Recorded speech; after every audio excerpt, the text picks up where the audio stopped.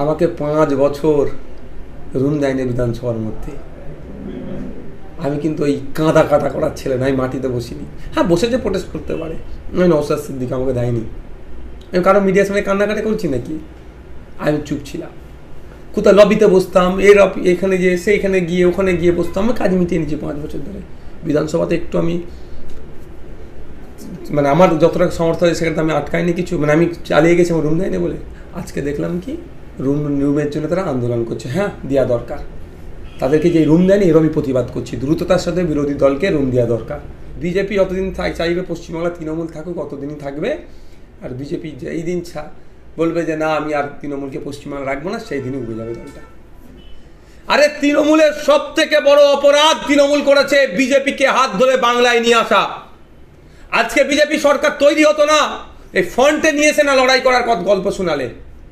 তৃণমূল বিজেপিকে ফ্রন্টে নিয়ে এসছে, আজ সব থেকে বড় অপরাধ।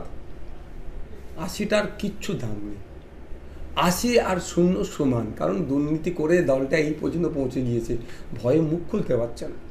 গতকালকে দেখছিলাম শিয়ালদাতে কোনো একটা কারণে এই একটা প্রোটেস্ট করছে, হকারদেরকে নিয়ে প্রোটেস্ট করছে, পজিটিভ, আমার কাছে নেগেটিভ না পজিটিভ। সেখানে দেখলাম 3 জন মাত্র এমএলএ, যেই দলে 80টা এমএলএ 3 জন এমএলএ। শুধু তাই নয়, আর কর্মী সমর্থক মিলিয়ে 20টা থেকে 21টা হবে না। মানে বুঝতে পারছেন দলটা কী লেভেলে পৌঁছেছে। আমি বলেছিলাম 6 মাস যাবে না, এই দল ক্ষমতা থেকে চলে গেলে পোস্টে আপনার ফ্ল্যাগ মাদার লোক পাওয়া যাবে না। বলেছিলাম অনেক আগে, দেবেন পুরাতন রেকর্ড খুঁজে বার করবেন, পেয়ে যাবেন আপনারা। সেই জায়গায় যাচ্ছে। আজকে দেখছিলাম বিরোধী দলনেতাকে মাটিতে বসে আছে, তার রুম দেয়নি বলে প্রতিবাদ করছে। পাপ কোনোদিন বাপকেও ছাড়ে না। আমাকে 5 বছর রুম দেয়নি বিধানসভার মধ্যে। আমি কিন্তু ওই কাঁদা কাঁদা করার ছেলে না, আমি মাটিতে বসিনি। হ্যাঁ, বসেছে, প্রোটেস্ট করতে পারে। আমি নওশাদ সিদ্দিক আমাকে দেয়নি। আমি কারো মিডিয়ার সামনে কান্নাকাটি করছি নাকি? আমি চুপ ছিলাম। কোথাও লবিতে বসতাম, এখানে গিয়ে সেইখানে গিয়ে ওখানে গিয়ে বসতাম। আমি কাজ মিটিয়ে নিয়েছি 5 বছর ধরে। বিধানসভাতে একটু আমি মানে আমার যতটা সমর্থ হয় সেখানে আমি আটকাইনি কিছু, মানে আমি চালিয়ে গেছি আমার রুম দেয়নি বলে। আজকে দেখলাম কি রুমের জন্য তারা আন্দোলন করছে। হ্যাঁ, দেওয়া দরকার তাদেরকে, যে রুম দেয়নি এর আমি প্রতিবাদ করছি। দ্রুততার সাথে বিরোধী দলকে রুম দেওয়া দরকার, এটাও কিন্তু আমি বলছি। কিন্তু পাপ বাপকেও ছাড়ে না। নওশাদের সাথে কি করেছিল বিগত সরকার, তারাই বসছে। কিন্তু সেখানে থেকে যে 80 জনের মধ্যে কজন ছিল? 10 থেকে 12 জন।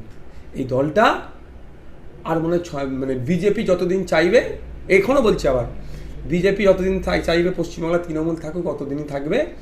আর বিজেপি যেই দিন বলবে যে না আমি আর তৃণমূলকে পশ্চিমবাংলা রাখবো না, সেই দিনই উঠে যাবে দলটা।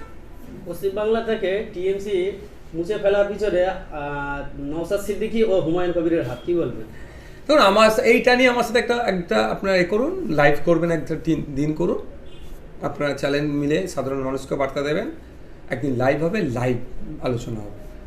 মানে সাধারণ মানুষ যারা সাধারণ মানুষ অ্যাকচুয়াল নয়, যারা তৃণমূলপন্থী বুদ্ধিজীবী বলে, যাদের এখন মাল আসা বন্ধ হয়ে গেছে, তারা খুব এটা নিয়ে খুব মিসগাইড করছে।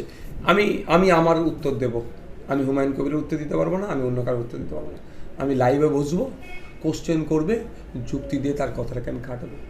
আর তারও কোশ্চেনের পিছনে যদি কোনো যুক্তি থাকে, আমি যদি ভুল হয়ে যাই, আমি ভুল স্বীকার করবো। আরে ভাই, আমি 30টা জায়গায় প্রার্থী দিয়েছিলাম, 1 নম্বর কথা।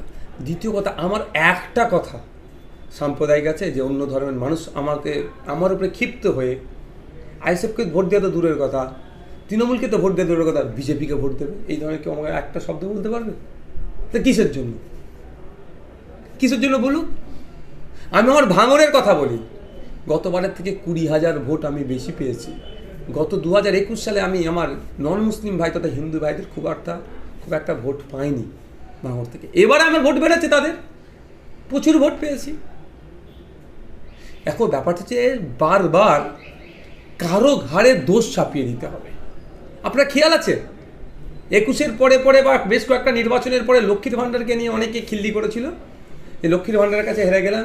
আমি নওশাদ সিদ্দিক তখন প্রতিবাদ করেছিলাম, ভুল হচ্ছে, যারা লক্ষ্মীর ভাণ্ডার নাই সেটাকে নিয়ে আপনারা খিল্লি করবেন না। কারণ আমাদের মানুষের কাছে পৌঁছাতে পারিনি, মানুষের রাইট আমার কাছে আসেনি, অধিকার আমাকে দেয়নি, তো মিটে গেল।